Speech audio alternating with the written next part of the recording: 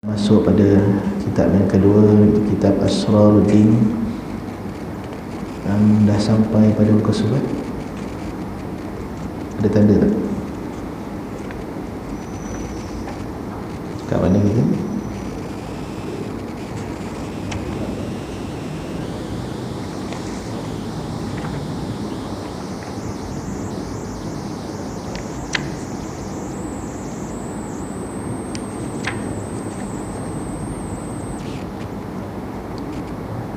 Habis pertama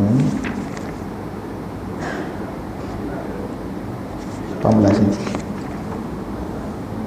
Kesurat. Saya rasa kesurat 19 rasanya. Kesurat 19 Kesurat 19 3 baris dari atas. Qala musannif rahimahullahu ta'ala wa nafa'ani iyaya wa iyyakum bi ilmihi wa barakatihi. Qala, kalau tak betul kita. Dan apabila kita ketahui, artinya kita dah tahu sifat yang 20 itu. Selesai, kita dah bahas sifat 20 serta dalil-dalilnya. Dalil apa tu? Dalil yang bangsa akal. Dah selesai. Hendaklah ketahui pula akan tanda adanya Allah Ta'ala itu. Apa maksud tanda ni? Dalil adanya Allah tu. Apa tanda? Sini menarik biasa sebut dalil, sini sebut tanda, bukti.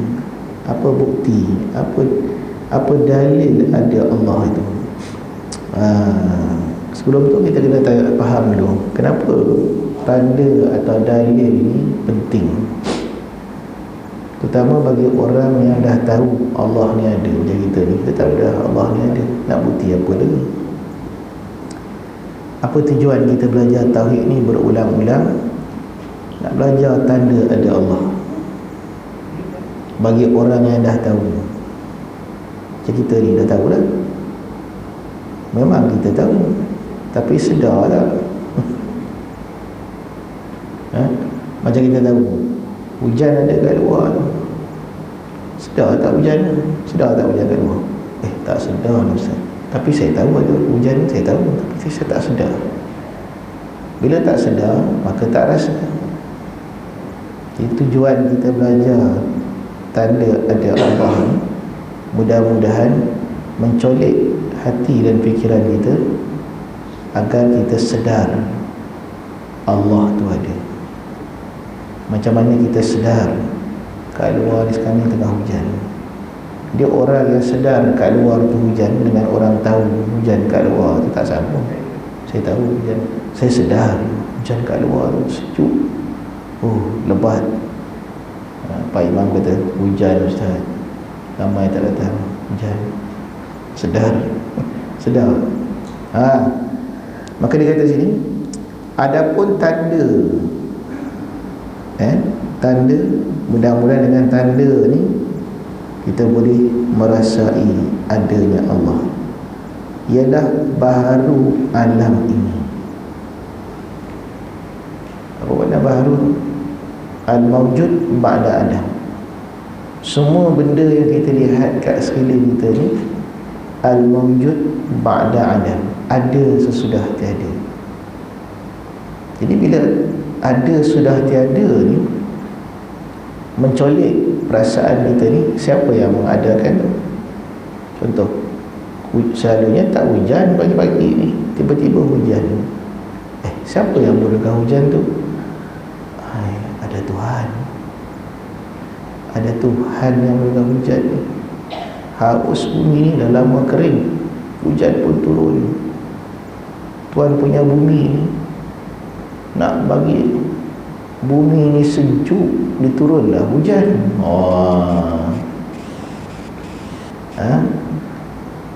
Wa anzalna minal mu'sirati ma'an sajjaja. Kami turunkan Kata Allah Ta'ala dalam surah Al-Yatasa'alun, inna anzalna minal mu'sirati ma'an sajjaja, kami turunkan daripada kepulan awan-awan itu ma'an sajjaja, air yang berhamburan, air yang mengalir. Ma'an sajjaja, apa tujuannya? Linukhrija bihi habban wa nabata, supaya kami boleh tumbuhkan, menjadi sebab kami tumbuhkan segala tumbuh-tumbuhan dan biji-bijian.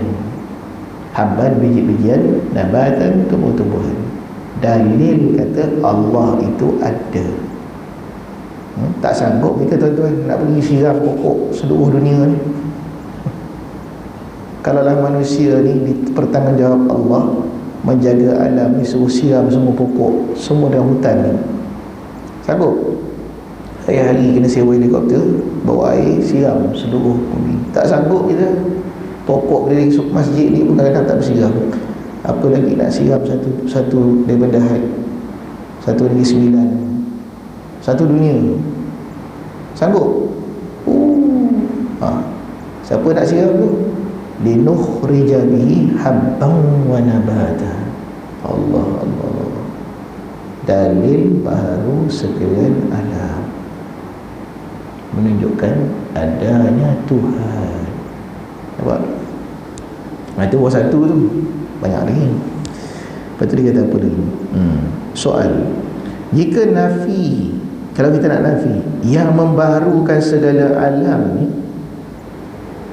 betapa hal keadaannya itu baharu, melainkan baharu bagi sendirinya. Soalan, kalau kita nak nafi adanya zat yang membaharukan segala alam ni, daripada tak ada kepada ada, daripada tak wujud kepada wujud, betapa hal keadaan itu baharu, macam mana benda itu boleh jadi baharu? Lawan baharu lama lah, bersini lawan baharu qadim lah, tak ada siapa buat, daripada sedia kala dah ada. Melainkan baharu ia bagi sendirinya, dia baharu dengan sendiri dia. Hujan ni dia turun dengan sendiri dia, tak ada siapa turunkan. Tak ada siapa turun, dia jadi sendiri. Coronavirus tu dia jadi sendiri, sebab sendiri dia nak datang, dia datang. Kalau macam itulah i'tikad kita tu, betapa akal dia tak berfungsi. Kerana mustahil ada sesuatu tu dengan sendirinya, tak mungkin.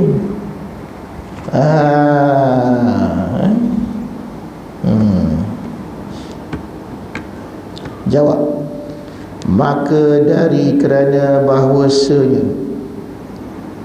jikalau tiada ada bagi Allah Ta'ala yang membaharukan dia, betapa hal keadaannya itu baharu. Kalau bukan Tuhan yang membaharukan, maknanya menjadikan daripada tak ada pada ada, betapa hal alam ni boleh baharu sendiri, melainkan baharu ia dengan sendiri. Soal lagi, jika baharu dengan sendirinya, betapa kelazimannya hal keadaannya yang demikian itu. Habis kalau benda ni jadi sendiri, apa masalah dia? Tak boleh dijawab. Nescaya lazimlah bahawa keadaan yang baharu dengan sendirinya itu adalah suatu daripada dua pekerjaan, yang mana perlawanan keduanya, yang bersamaan keduanya pada hakikatnya padahal menyamai bagi taulannya. Apa maksud ini? Kalau kita kata alam ni boleh terjadi dengan sendiri, maka terjadilah dua yang berlawanan, yang mana dua yang berlawanan ni sama, tiba-tiba terlebih sebelah pihak dengan sendirinya. Contoh, dia panggil the scale of existence. The scale of existence tu, kalau kita timbang scale of existence, maknanya penimbang kewujudan, wujud alam kita letak pada satu penimbang. Belah kanan touching wujud, belah kiri tak wujud. Sebelum alam ni wujud, wujud dengan tak wujud ni seimbang, sama. Boleh ke dacing ni tiba-tiba dia berat sebelah wujud ni dengan sendirinya. Ni sama berat, wujud tak wujud, dibayangkan, digambarkan macam tu. Tiba-tiba the scale of existence ni, ni cara ulama dulu bahas ni, nak bagi faham perkara berat sebelah ni dengan sendirinya. Tak terima akal kita ni. Kalau kita nak terima kata sesuatu ni wujud dengan sendiri, Mother Nature terjadi sendiri, seperti pahaman atheist yang semakin banyak sekarang. Soal, mana taulannya yang bersamaan keduanya itu? Iaitu seperti alam, taulan seperti malam. Apa taulan malam? Lawan malam apa? Lawan malam siang. Dan seperti panjang, taulannya pendek. Panjang, lawannya pendek. Malam, lawannya siang. Itu berpasangan tu. Allah buat dia berpasang-pasang. Dan seperti besar, taulannya kecil. Besar, lawannya kecil. Dan seperti hitam, taulannya putih. Dan seperti baik, taulannya jahat. Dan seperti hidup, taulannya mati. Taulannya mana? Lawannya. Dan seperti barang sebagainya daripada barang yang menyerupai, demikian itu daripada yang berlawanan keduanya. Maka senya yang demikian itu kan bersamaan keduanya, padahal hakikatnya itu seperti barang yang wajib atasnya, wajib atas taulannya. Maksud dia apa? Panjang ni, gelas ni, sebelum dia wujud gelas ni harus boleh ada, boleh tak ada, boleh panjang, boleh pendek, boleh tinggi, boleh rendah, boleh keras, boleh lembut, berlawanan. Semua ni harus. Ni akal yang akal yang tajam, akal yang memerhatikan. Allah buat akal kita faham macam tu. Habis tu kalau dah faham macam tu, kenapa? Maka dia kata, dan barang yang mustahil atasnya, mustahil atas taulannya. Kalau mustahil panjang, mustahil lah pendek. Kalau harus panjang, haruslah pendek. Kalau mustahil besar, mustahil lah pendek, mustahil lah kecil. Berlawanan, dua yang berlawanan. Dan barang yang harus atasnya, nasihat harus juga di atas taulannya. Maka yang demikian itu dikata bersamaan dari kerana senya tiada sama, melainkan pada tiga tempat. Inilah rupanya: pertama kepada wajib, kedua kepada mustahil, ketiga kepada jaiz. Hanyalah dari kerana tiada putus mengenal akan sesuatu itu, melainkan dengan mengenal sifat yang wajib atasnya dan sifat yang mustahil dan sifat yang harus. Titik. Baik. Ini kitab yang kita baca ni sedang pergi mendalam sebenarnya. Mendalam dalam mengenal alam. Dengan mengenal alam ni mengenal alim. Kerana alam tu alamat, tanda yang boleh membuat seorang kenal Tuhan, walaupun dia tak belajar tauhid, walaupun dia bukan orang Islam. Sebab tu zaman sekarang ni, kalau dulu kita risau atheist, orang tak percaya Tuhan, lepas tu kita risau teori Darwin, manusia ni datang dia buruk, nature. Sekarang ni ada satu pahaman pula, the new age. New age, new era ni bahaya ni. Anak saya ni dia rajin membaca, kaji. Betulnya ada satu pahaman pula. Dalam pahaman tu, semua ni datang daripada energi. Energi ni pula, tenaga ni datang daripada source. Lepas tu manusia ni sekarang ni dia dah cerdik, dia dah tak boleh terima dah teori Darwin, manusia buruk ni. Dia pun tak nak tok nenek dia daripada buruk. Dia pergi pada intelligent design. Semua ni ciptaan yang bijaksana. Semua ni asal usulnya daripada satu kuasa. Kuasa ni pula datang daripada source. Source mana? Asal usul. Tapi mana asal usul tu? Siapa? Tak ada. Dia tak nak bagi nama, sebab kalau bagi nama dia religion, agama. Jadi tak mau. Zaman sekarang ni orang tak nak agama, tapi nak tolak tak boleh. Apa yang agama tauhid dia bawa, dia nak tolak tak boleh. Sebab akal yang beres dia akan pergi kat sini. Akal manusia ni makin dia cerdik, dia akan terima benda ni. Dua yang bersamaan tak mungkin terjadi. Sebelah satu ni terberat dengan sendiri, panjang pendek. Kalau ni wajib panjang, dia boleh wajib pendek juga. Kalau ni musim akal yang sihat, akal manusia bertamadun, dia kena terima ni, ya? Jadi the new era ni, tuan-tuan, mungkin tuan-tuan zaman kita ni tak terasa. Zaman tuan-tuan 40, 50, 60 macam saya ni, benda ni tak kuat ataupun tak dengar pun. Kita pergaulan kita ni tak sampai situ. Tapi anak-anak muda tuan-tuan, dia pergi pada the new era, era mempercayai segala ada tenaga, ada energi daripada satu source. Maka dengan tenaga tu kita dapat apa yang kita dapat. Lepas tu kita boleh channel pula. Dia yang sonok tu. Oh, kita nak hari ni kita nak bisnes kita ni 10 orang datang. Dia boleh channel tu. Dia tafakur, dia channel perhatian dia tu. Nanti 10 orang akan datang. Wow, dia energy. Dia boleh pergi white magic lah, black magic lah, macam-macam. Dia pergi pada tak ada, dia pergi ke situ. Lepas tu saya tanya, ni dia orang sembah apa ni? Dia tak ada sembah. Dia cuma percaya ada satu source asal.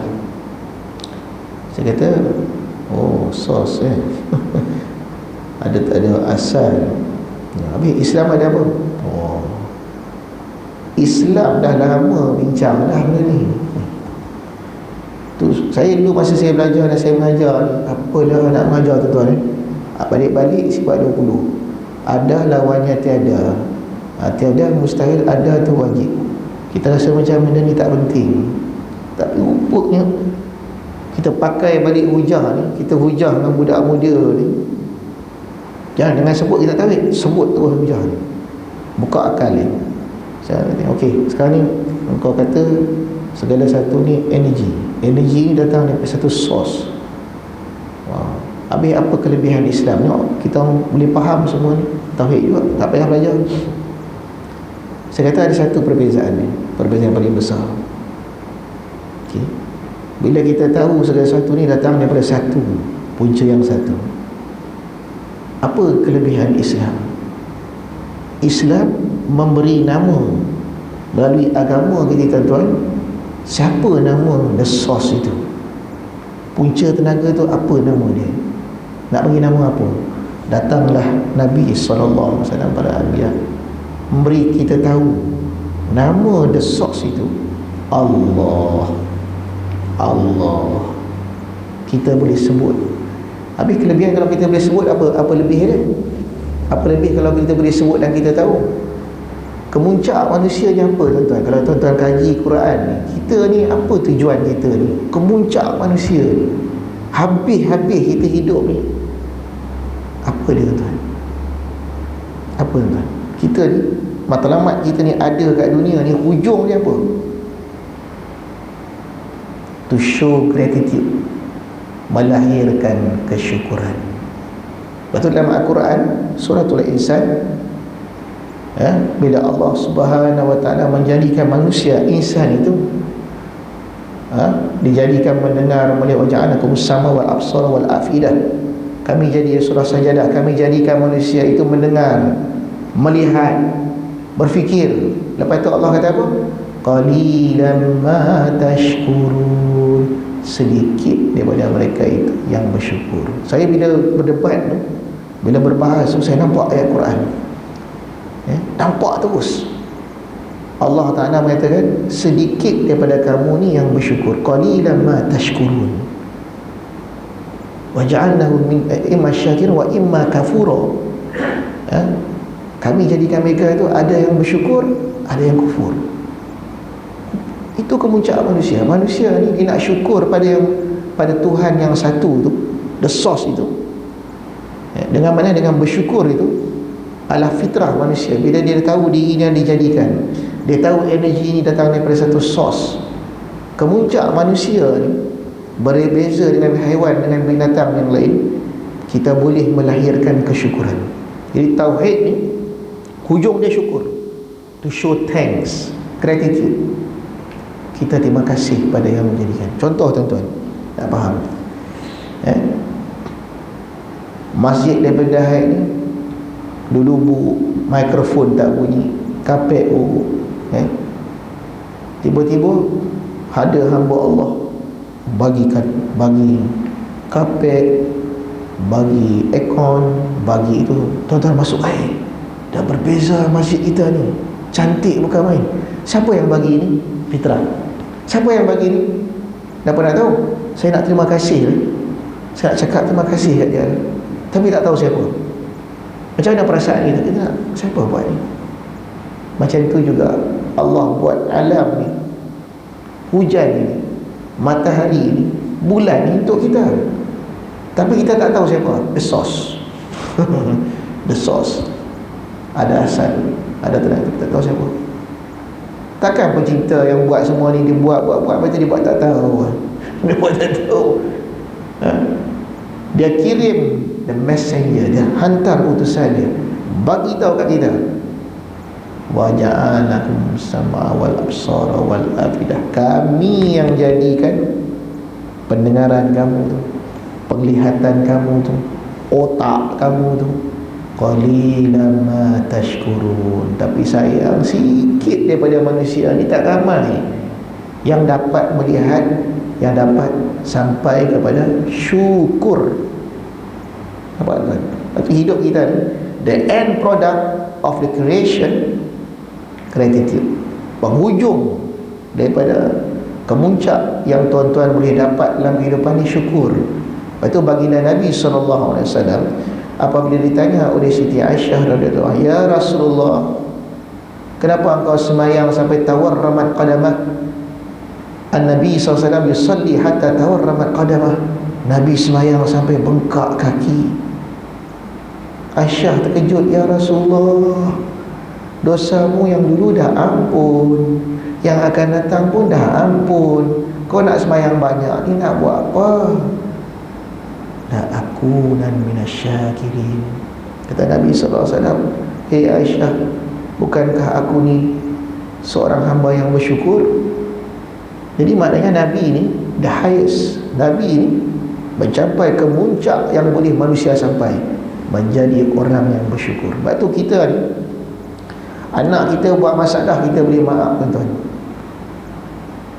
Anak kita bila sampai tua, kalau dia buat masalah itu merompak dadah, kita boleh maaf. Tapi bila dia korang hajar dengan kita, dia tak terima kasih dengan apa kita buat, pedihnya hati mak bapak ni. Apa kita? Kau keluar dari rumah aku. Oh, itu habis tu. Habis. Manusia ni yang paling sakit hati dia apa? Bila tengok orang tak erti bersyukur. Itu pantang tu kan. Tak tahu lah tuan-tuan, kau tak tahu dah. Manusia ni Allah bagi itu sensitif. Kalau ada orang tak terima kasih tu, rasa geram, benci. Macam mana dengan kita dengan Allah? Sudahkah kita bersyukur? Qalilan ma tashkurun. Itu erti Quran. Al-Quran membahaskan sampai situ. Manusia yang tak nak makan Quran, tercari-cari the source, energy, itu, ini. Tauhid dah lama cerita dah, awal cerita dah. Apa itu intelligent design? Dia manusia tu, dia dua kan. Dia fikir tak habis, dia dua. Sama ada dia nak terima alam ni jadi sendiri, dia jadi atheist. Dia jadi atheist. Atheist tak terima tak ada pencipta. Atau dia nak terima ada pencipta, tapi dia tak nak sebut nama pencipta tu. Itu kata kufur. Imma syakiran wa imma kafura. Ada kala dia nak syukur, ada kala dia nak kufur. Kufur maknanya dia tak nak terima. Energi saya punya, sos ya ada, tapi sos tu sos sajalah, tapi tak ada apa. Macam sos kicap ni, tak ada. Islam datang menjelaskan, yang memberi, yang menjadikan, yang bagi kau tenaga itu, yang jadi asal usul segala sesuatu Allah. Tu syukur. Baca dalam Allah sebut tak, inna a'tainakal kautsar fasalli rabbika wanhar inna syani'aka wal abtar. Sesungguhnya orang yang menentang engkau itu, hai Muhammad, si kafir-kafir itu yang tak nak terima pencipta itu Allah, abtar. Abtar apa? Terputus zikir mereka, terputus. Dia nak sebut siapa yang jadi ni, dia tak sebut, tak nak sebut Allah. Ini kita ni syukur tuan-tuan, syukur kerana dengan Islam ini yang dibawa oleh Muhammad sallallahu alaihi wasallam, kita tahu siapa yang jadikan itu, kita terima namanya Allah. Di sepanjang kita masih hidup ni, jangan berhenti zikir. Rugi kita tak zikir nama Allah itu, tak sebut nama Allah itu, tak sematkan dalam hati kita ini. Kerana kita ada kebenaran, kita ada hak yang menurunkan hujan, yang menarikkan matahari, Allah. Ini tauhid. Kalau tuan-tuan mati dalam keadaan itu, syukur. Termasuk qalilan ma tashkurun itu, sedikit yang bersyukur itu. Jangan jadi yang banyak tak syukur itu. Tu nampak mana pengajian kita ni. Nak bawa ke mana sifat 20 ni. Maka dia kata lagi, soal betapa sifat wajib atas demikian itu.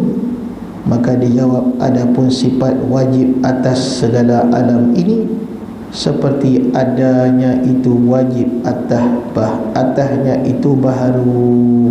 Jadi dia bahar.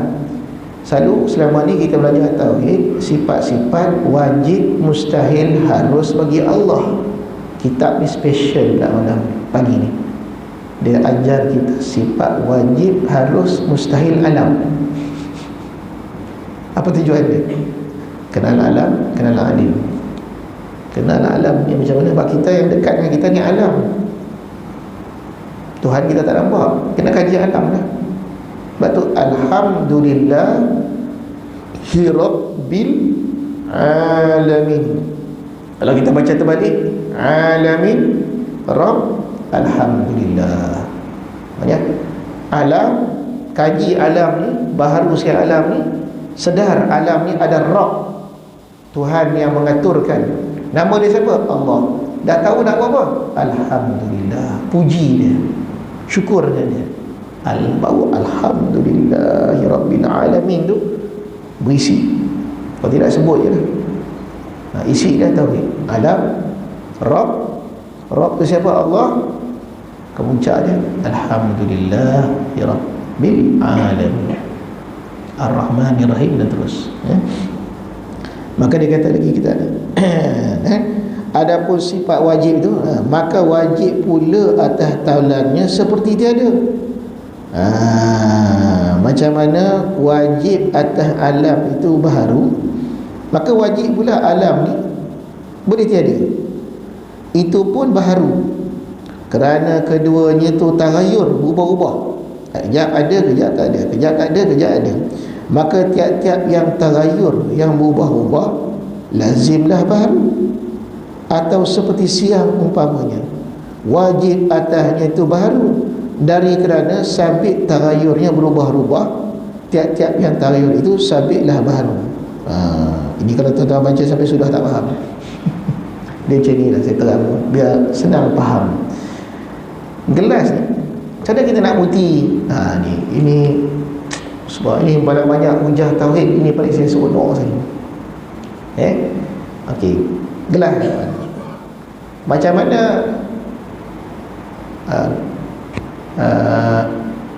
kita nak buktikan gelas ni baharu?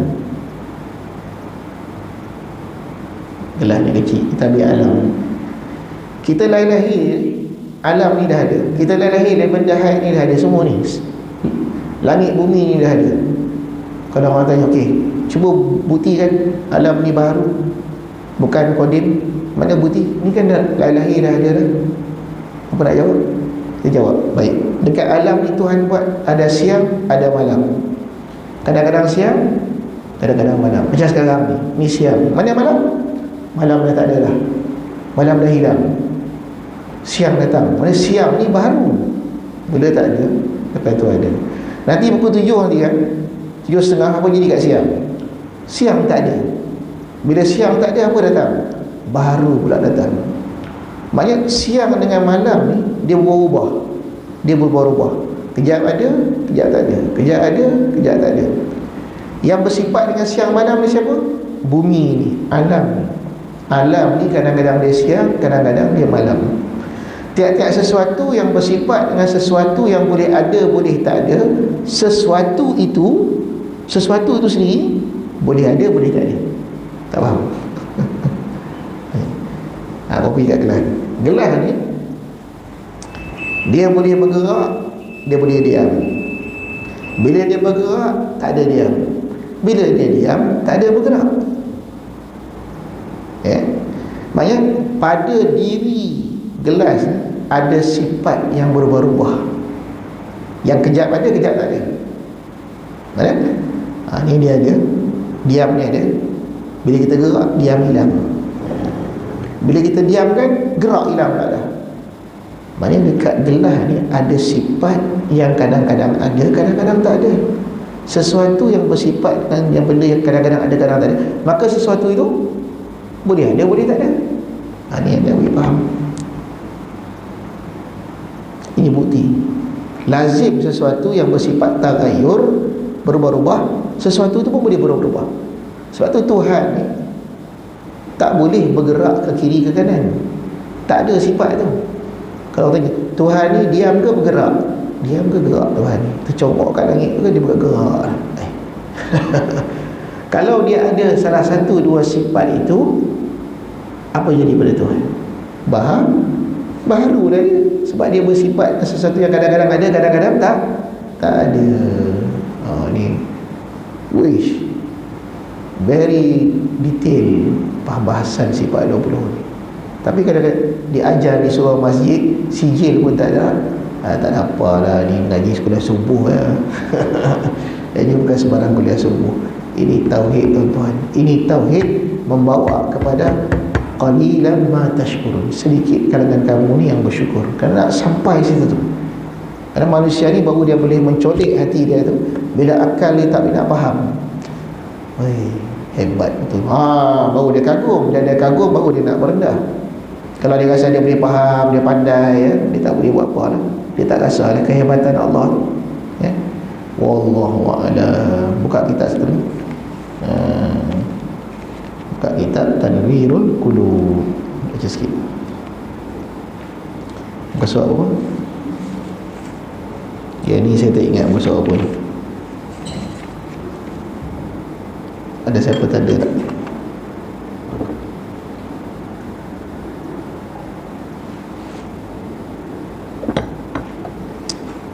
Saya rasa dekat Faslun, muka surat 17.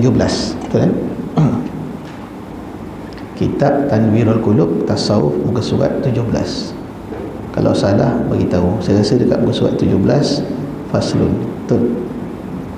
Betul Pada menyatakan qala musannif rahimahullahu ta'ala wa nafani iyaya wa iyakum bi ilmi barakatih. Faslun. Pada nak menyatakan tadbir dan ikhtiar dunia yang dipuji itu seperti tadbir sahabat dan orang yang soleh radhiyallahu anhum. Jadi kita sedang berbicara antara usaha dan ikhtiar, tadbir dan ikhtiar, mentadbir dan berikhtiar yang bangsa juz'iyah. Diri kita ni satu makhluk yang Allah izinkan memilih. Izinkan nak pilih A, nak pilih B. Nak datang masjid, datang masjid. Kita diberi hak pilih. Tak macam sebahagian daripada makhluk Allah. Dia tak ada hak. Dia kena pilih tu je. Macam pokok dia tak ada pilihan. Dia kena naik ke atas. Dia tak boleh nak ke bawah, naik ke atas. Dia tak ada pilihan. Bulan dengan matahari, dia tak ada pilihan. Dia pukul berapa dia nak naik, pukul berapa dia nak pusing, dia tidak ada pilihan. Malaikat pun dia dah habis dah, dia tak ada pilihan dah. Dia kena taat dia. Manusia ni dia special, dia ada pilihan. Tapi pilihan yang dia ada itu tidak boleh mengatasi pilihan Allah, tadbir Allah. Kalau tadbir dan ikhtiar yang dia rasa itu sampai tahap sama macam tadbir dan ikhtiar pilihan Allah, syiriklah. Syiriklah. Kerana Allah bersifat iradah, kita bersifat tadbir, kita bersifat ikhtiar. Apa beza iradah dan tadbir? Iradah ta'aluk daripada sifat iradah itu, kehendak Allah mesti lulus. Adapun tadbir dan ikhtiar kita ni, kalau kebetulan muafakat dengan iradat Allah, baru jadi. Kalau tak muafakat, tak jadi. Tak jadi. Contoh, kita nak datang masjid lagi pagi ni, memang kita nak jatuh, dah siap semua dah, nak datang ni, tapi iradah Allah, kehendak Allah, kita ni tak sampai. Allah tak pilih kita sampai. Tak sampai. Sakit, hujan lebat, tak boleh keluar, ngantuk pula, tarik selimut, habis. Jadi sejauh mana tadbir dan ikhtiar manusia ni ada kala dicela, ada kala dipuji. Yang mana tadbir yang dipuji, yang mana yang dicela?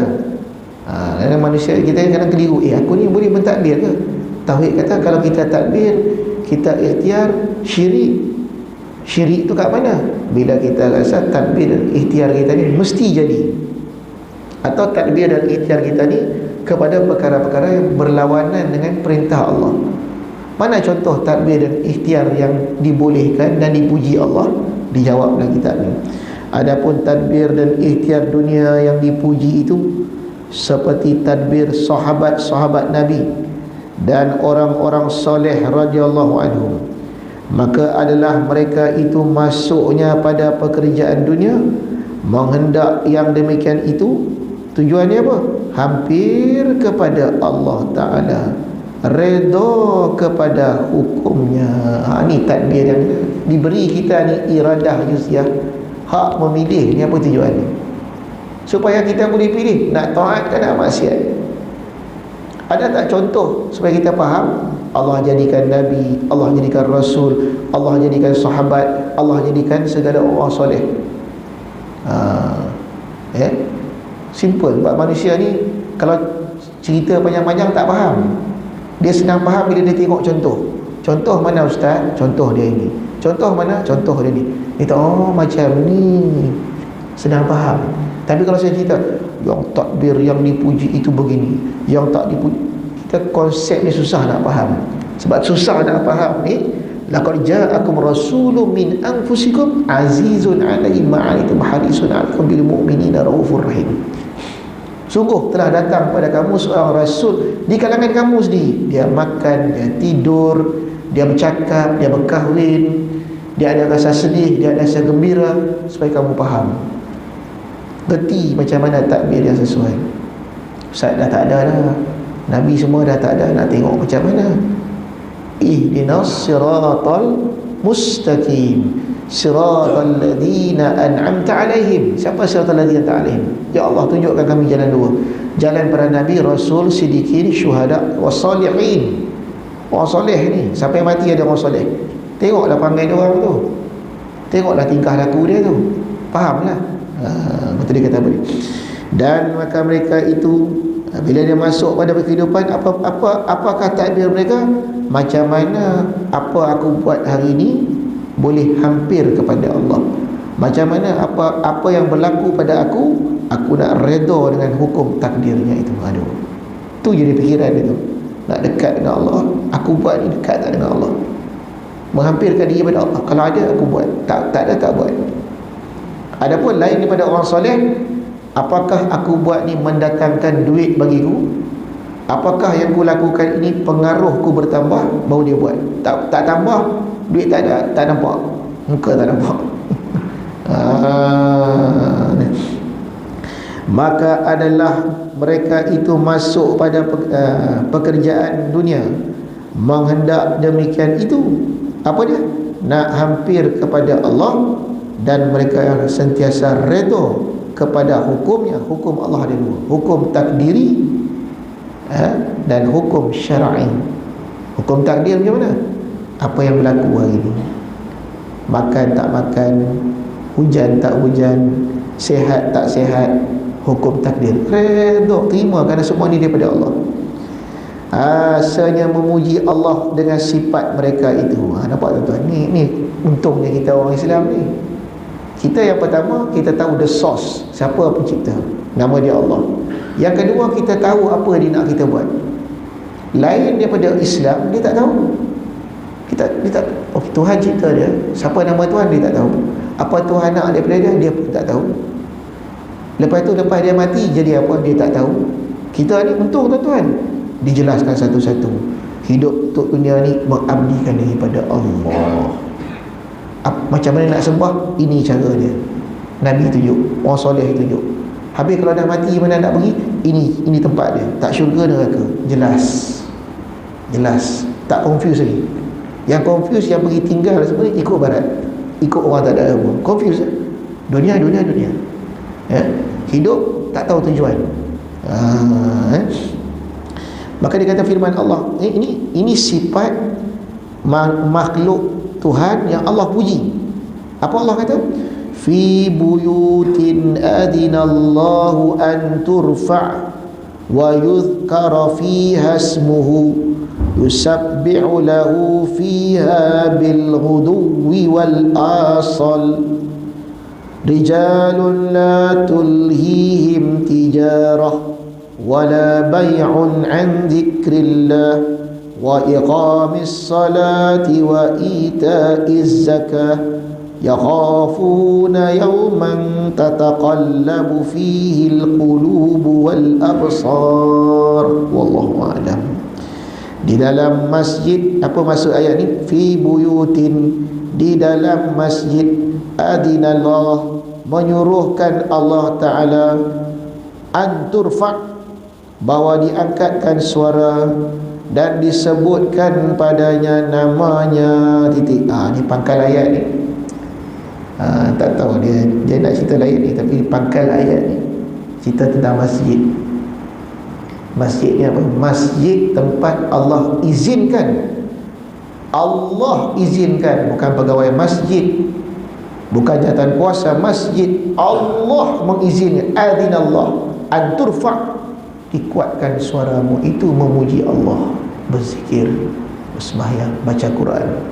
Tiba-tiba ada orang kata, apa zikir kau kuat ni? Pelan-pelan, bid'ah. Lepas sembahyang zikir subhanallah, tak boleh, pendek-pendek cukup, tak panjang pula dah. Ini bukan tempat dia.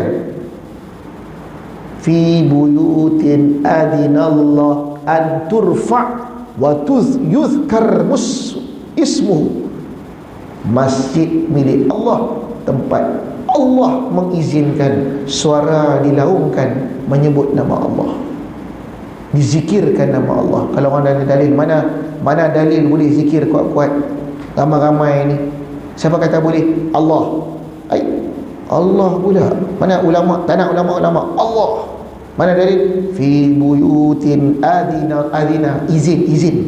Allah mengizinkan an turfa', angkat suara. Wa yuzkaru fi hasmuhu, disebut nama Allah. Sebut banyak. Ni tempat dia lah. Kalau masjid pun dah tak boleh, tak sebut kat mana? Kalau orang larang kita, kat sekolah jangan bising-bising. Boleh, betul. Sekolah tempat belajar. Kat pejabat kita pergi zikir kok. Salah. Ini pejabat, tempat pengurusan pemerintahan. Betul. Kalau kat masjid kita larang, jangan lawan izin Allah. Jangan dilawan izin Allah. Allah telah izinkan, kenapa kau nak melarang? Macam itulah dia. Yusabbihu lahu fiha bil ghuduwi. Lagi apa dia? Ni sifat dia baru disebut.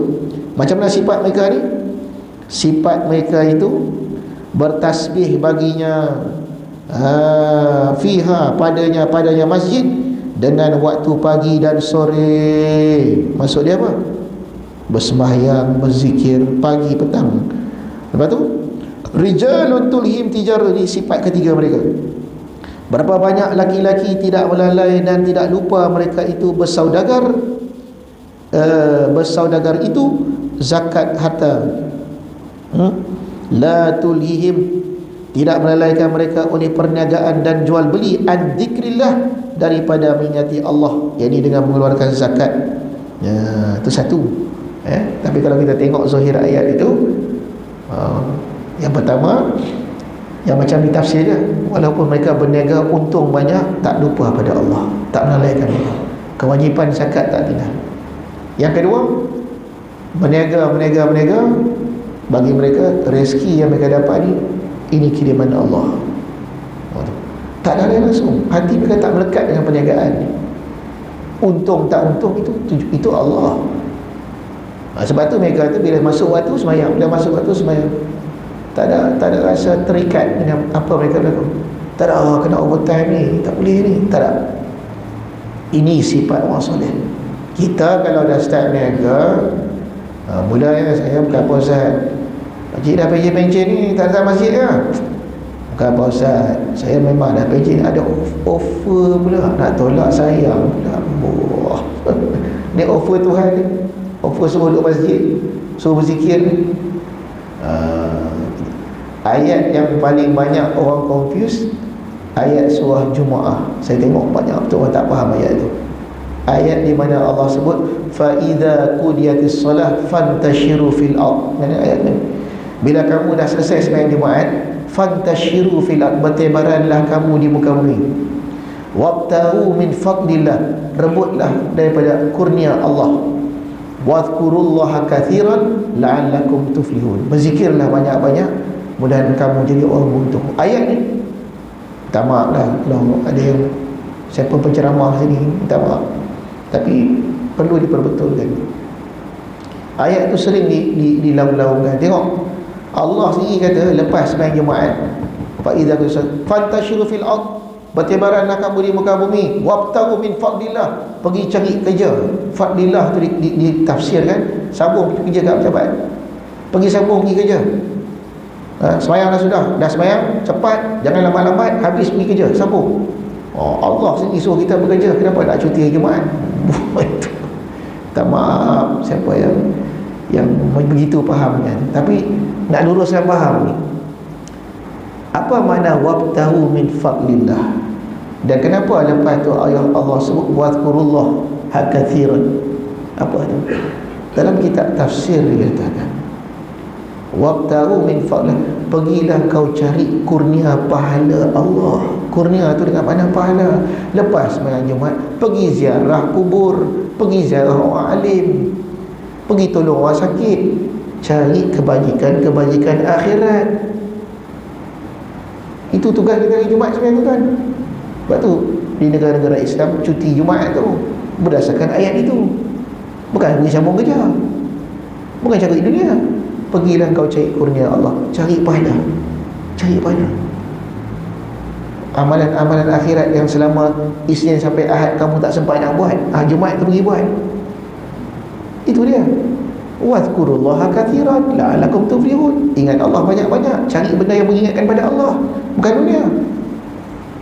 Banyak ditafsirkan lain daripada maksud yang sebenar. Lepas tu dia kata balik, ini sifat sahabat-sahabat ya. Dan tiada melalaikan jual beli daripada zikrullah, dan mendirikan sembahyang fardu, dan mengasihi mereka itu zakat harta. Takut mereka itu pada hari yang terbalik padanya sekalian hati, dan mati pada hari kiamat. Takut mereka itu pada hari tataqallabu fil qulub wal absar, yang terbaliklah sekalian hati dan mata, bukan hati, mata. Terbalik hati, terbalik mata pada hari kiamat.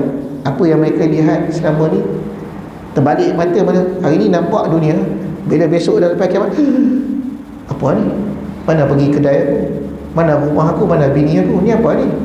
Ini apa ni? Padang mahsyar. Terbalik mata tu. Apa yang dia nampak sama ni bukan itu yang dia nampak. Realiti akan terlihat, terjelas depan mata tu. Nak buat macam mana? Tu kan? Dan terbalik segala hati-hati. Hati bolak menyaksikan kebenaran. Ni. Jadi ini sifat tadbir orang soleh yang kita kena ikut di dunia ini. Apa tadbir mereka? Pertama, bertasbih siang dan malam, zikir.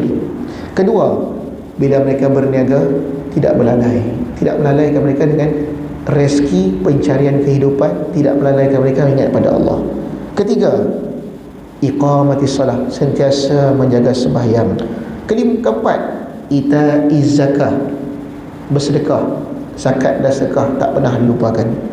Kelima, yakhafuna yauman, dalam hati itu saya takut tentang hari pembalasan. Teringat-ingat, tergambar-gambar apa nak berlaku di kiamat besok. Ini 5 sifat, ini pilihan orang soleh dalam ketika mereka melangkah di atas perut bumi ini. Ini 5 perkara ni, Lepas tu dia kata apa lagi? Syahdan, apa juga engkau katakan dengan kaum yang memilih mereka itu oleh Allah Ta'ala bagi sahabat Rasulullah SAW, dan berhadap khitab Allah Ta'ala dalam Quran pada menunjukkan tinggi dan mulia mereka itu. Kita tak perasan, kita baca Quran, sedangkan dalam Quran, dalam ayat ini cerita tentang bukan Rasul seorang, sahabat-sahabat yang telah dididik oleh Allah. Ini perangai mereka ni. Rijalun la tulhim tijaratun wala bai'un. Siapa ni? Siapa rijalun? Rijal ramai. Laki-laki mana ni? Sahabat-sahabat lah ni. Tak pernah hati mereka terlalai dengan perniagaan. Teringat terus pada Allah. Allah puji doa ni.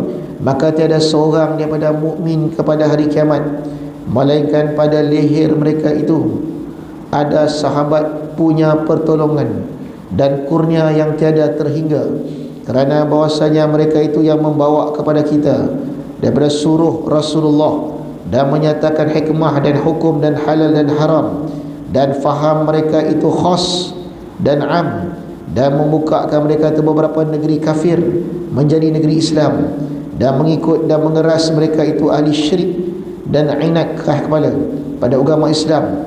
Sebenarnya sabda Nabi sallallahu alaihi wasallam, ashabi kan nujum bi ayyihim ihtadaitum ihtadaitum. Bermula sekalian sahabatku seperti bintang di langit, mana-mana juga yang kamu ikut mana-mana sahabat, dapatlah petunjuk kamu daripada sahabat radhiyallahu anhum.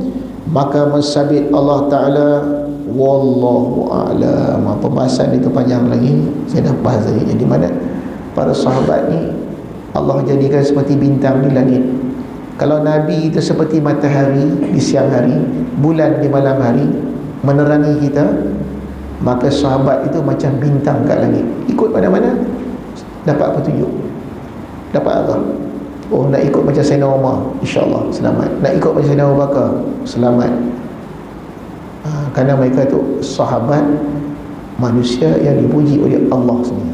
Wallahu a'lam. Ada soalan? Ya.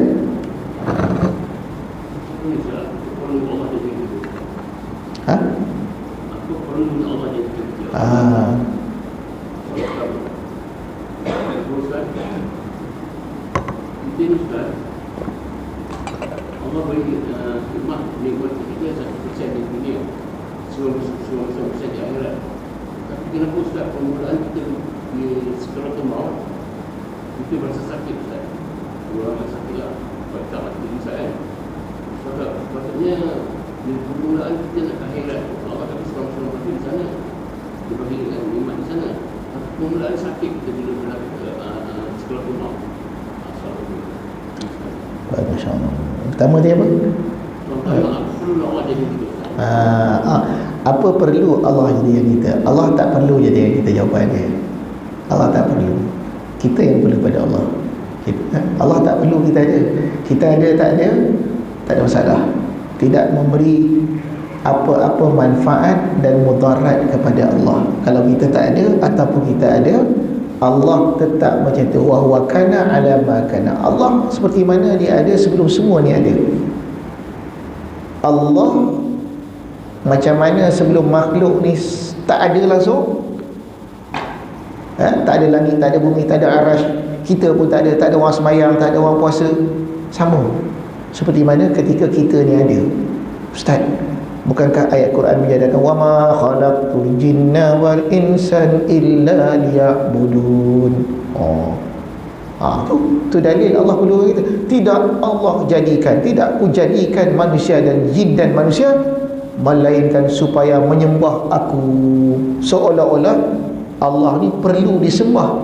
Sebab tu dia buat kita.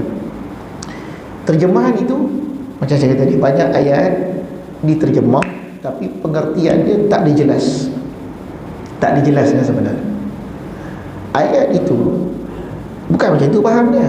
Kalau macam tu faham dia, maknanya Allah ni tak sempurna lah. Dia baru sempurna bila ada orang sembah dia. Dia perlukan orang sembah dia. Kalau tak ada orang sembah, macam mana ni aku Tuhan tak ada orang sembah? Allah ni bukan macam pemimpin-pemimpin dunia sekarang ni. Bukan. Pemimpin mana ni parti aku ni tak ada siapa tolong aku ni. Manusia dia perlu pada orang. Tak ada orang sokong dia, dia tak boleh naik. Tuhan tak macam tu. Tuhan tak ada parti. Tak ada orang sokong pun dia menang juga. Dia tak perlu pada kita. Jadi apa maksud ayat itu? Tidak kujadikan manusia dan jin. Jadi apa? Mendengar, melihat, berkata-kata, berfikir. Itu berarti pada tidak kujadikan manusia. Tidak kujadikan panca indera yang 5 dan akal pada manusia itu, melainkan sikit hikmahnya. La liya'budun tu makna hikmah. Apabila dia mengenal aku, ya'budun, dia akan menyembah aku. Sebab apa dia sembah? Dia nak syukur. Liya'budun tu terjemah dia tu, tafsir dia tu. Tidak aku jadikan manusia jin melihat, mendengar sampai supaya dia nampak siapa yang jadikan dia, the source. Bila dia dah kenal, ending dia apa? Ya, hikmahnya dia akan sembah. Dia akan cari Tuhan dia. Untuk apa? Untuk syukur. Yang tadi lah yang kita bahas tadi tu. Jadi Allah tak perlu langsung kat kita. Kita yang perlu pada Allah. Allah. Jadi kenapa Allah nak buat kita ni? Apa tujuan dia? Nak tunjuk wa ma khalaq. Itu satu. Yang kedua, dalam sebuah hadis qudsi, asal kata itu bukan hadis, itu kalam ulama, ya, di mana Allah menyatakan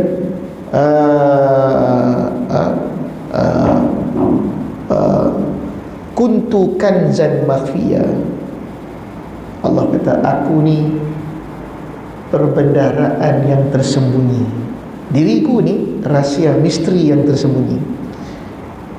Wa uhibbu an u'rafa wa ja'altu, dan aku jadikan al-khalqan, makhluk ni, li'u'rafa bih, ku jadikan alam ni supaya diriku dikenal. Allah nak kita kenal dia. Tu kata makrifah, kenal. Dijadikan semua ni, kita tengok takkan alam jadi sendiri, takkan hujan itu sendiri, siapa buat ni? Supaya kita kenal. Bantuan daripada Nabi menjelaskan, ini dia, ini ayat, ini hadis, ini ayat, ini hadis. Baru kita kenal, oh, pencipta kita nama Allah. Nak buat apa-apa kat dunia ni? Sembahyang, puasa, zakat, semua. Jadi Allah tak perlu pada kita. Tetapi bukan makna bila Allah tak perlu pada kita, Allah buat kita ni sia-sia, tak. Allah jadikan kita ni supaya kenal dia, supaya jadi hamba yang syukur. Hikmah dia tu. Hikmah ada. Bukan makna bila Allah buat kita ni dia tak perlu, mana benda ni sia-sia, tak. Segala yang Allah buat ada kebijaksanaan supaya kita kenal. Manfaat bagi kita sendiri, dia tak ambil. Yang kedua tadi apa soalan tu?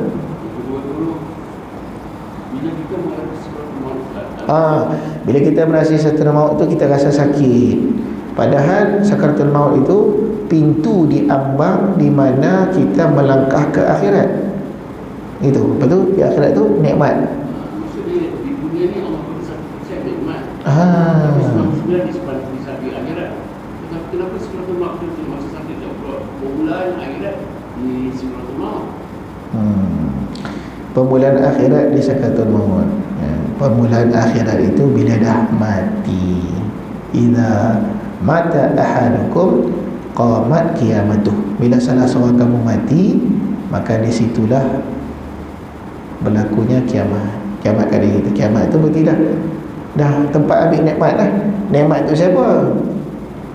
Nikmat siapa dalam akhirat ni? Untuk yang beriman, bukan yang tak beriman. Ambil okey, saya terima kata. Saya terima, saya betul saya cakap tu orang beriman. Tapi orang beriman pun saya sakit mati juga. Baik, orang beriman sakit mati. Benda ni pernah ditanya oleh sahabat Nabi SAW. Satu hari Rasulullah berkata kepada para sahabat, kata dia, innallaha, sesungguhnya Allah tu yuhibbu, kasih Allah ni, ayyalqiya, bertemu dengan hamba-hambanya apabila hamba-hamba tu kasih bertemu dengan dia. Artinya kasih akan mati. Sahabat terkejut, ya Rasulullah, kita orang yang mana kita orang kasih dengan Allah, tapi kita orang ni takut nak mati sakit. Ada orang tak takut mati. Maksud takut mati ni, tak takut sakit mati tu. Rasulullah kata, siapa benci bertemu Allah, Allah benci bertemu dia. Siapa kasih bertemu Allah, Allah kasih bertemu dia. Sahabat tanya, apa maksud kau? Maksud aku masa mati tu. Kalau masa mati tu kau tak suka situ, kau benci, Allah benci kau. Kalau kau suka, Allah suka kau masa mati. Sahabat pun semua panik. Macam mana ni? Ni kalau mati, yang tuan tanya kan, mati sakit. Tapi kalau dah sakit, macam dia nak suka pula?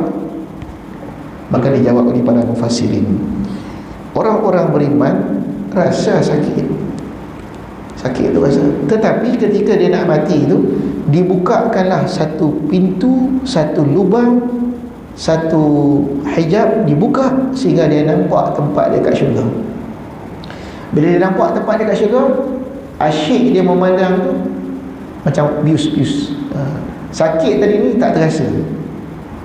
Sakit tak? Sakit, tapi tak terasa. Sebab lalai dia melihat nikmat Tuhan yang sedang menanti dia tu. Dia jadi macam tu. Ini kena imbang. Betul sakit. Tapi sebab Allah, ini tempat tinggalku, cabut nyawa pun cabut dah. Cabut.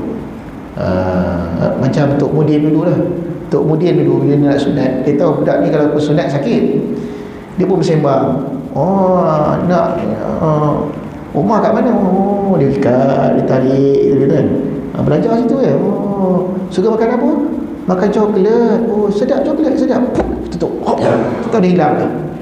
Dia pandai tu dia ni. Dia pakai titik, dia layan gitu kan. Tak tahu dah potong dah. Dia balut. Terror tu dia dulu. Sekarang pakai bius kan. Maka Allah Subhanahu Wa Taala, bila kita mati, orang beriman ni, dia buka lubang pada lubang syurga. Maka orang malam seronoklah, kasih dah nak bertemu Allah. Tak nampak. Bila dia mati pun, cabut nyawa pun macam tak terasa. Itu nikmat yang pertama, 99% itu, sehingga tak nampak azab ataupun sakitnya ketika mati itu. Tak rasa. Habis yang rasa sakit, bertambah sakit, orang kafir, orang fasik, mereka tu tak dapat nikmat akhirat. Masa nak mati dah nampak dah, dia buka satu lubang dari lubang neraka. Itu tempat aku nak pergi. Belum cabut nyawa dah sakit dah. Tambah cabut nyawa lagi sakit. Itu tujuan. Itu hikmah yang pertama. Yang kedua, ya, kenapa dijadikan sakit ketika nyawa itu nak dicabut itu, ya, itu menggambarkan pada kita itu, menggambarkan pada manusia itu sendiri, ya, tentang roh yang diletakkan dalam jasad manusia ni. Bila dia nak tinggalkan badan tu, ya, dia nak tinggalkan daripada kaki ni sampai kepada dia nak keluar kan, ya, dia nak keluar tu bukanlah satu perkara yang mudah, bukanlah satu perkara yang ditunggu-tunggu. Betapa kasih, betapa mesranya antara roh dengan jasad itu. Benda dah mesra, kita nak cabut, memanglah sakit.